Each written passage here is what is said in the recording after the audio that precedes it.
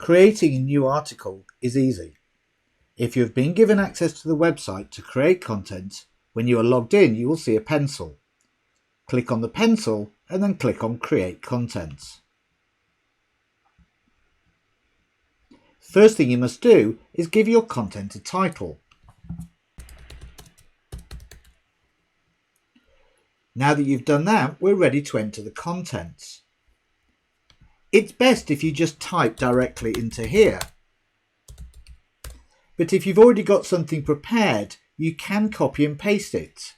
But if you do, please use Ctrl-Shift-V on your keyboard to do the paste.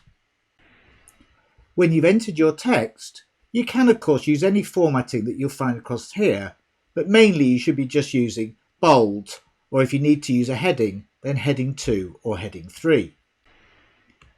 Here I just highlight that text and select heading 2. Finally, you will have noticed on the website that most of the content has what's called a Read More link. To create this, simply position your cursor where you want the break to be, where you want the Read More link to be. In this case, I want it at the end of the first paragraph. You can see I've now clicked there and the icon is flashing.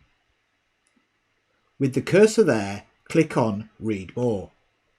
A red line is drawn and that will indicate to you where the content is broken. The next stage is to make sure that we save the article in the correct category. Move to the top right and here you can see a list of all the categories available. Select the appropriate one and it will be published there. Now you may have seen on the website that this Read More link sometimes requires you to log in. That's because the text in the second part of the article we want to restrict to members only. If you do not want to place any restriction, you simply leave this set to public. If you do want a restriction, you have two choices.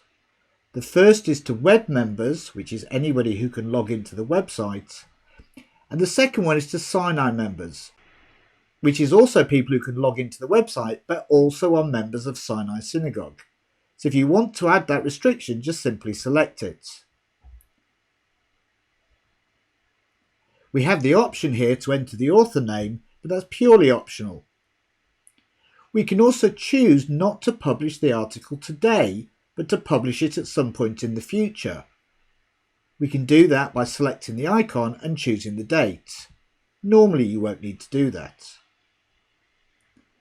The next stage is to choose an image to go across the top of the article.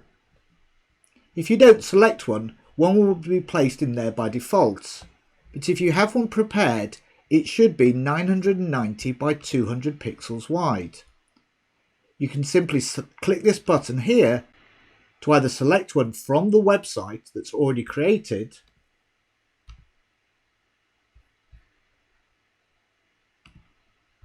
and click Insert.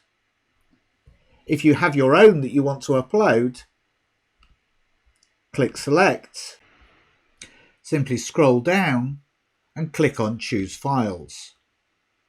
You can now navigate through your computer to select the image. When it's selected, click Open and then Start Upload. When the image has been uploaded successfully, select the image and click Insert.